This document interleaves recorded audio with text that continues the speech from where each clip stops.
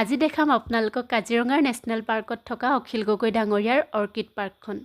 ইয়ালৈ পিছে মই যোৱা নাছিলোঁ, মানুহজনে গৈছিল তেখেতৰ বন্ধুৰ সৈতে, আৰু তাতে কিছুমান ভিডিঅ' কৰি আনিছিল। মোক দেখালে, ভিডিঅ'সমূহ ভাল লাগিল, সেয়েহে আপোনালোকৰ সৈতে শ্বেয়াৰ কৰোঁ বুলি ভাবিলোঁ।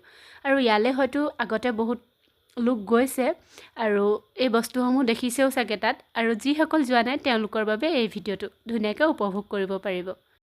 আৰু তাতে অসমৰ বিভিন্ন ধৰণৰ থলুৱা বাদ্যযন্ত্ৰসমূহো আছিল, যিসমূহ এজন ব্যক্তিয়ে বজাই দেখাইছিল।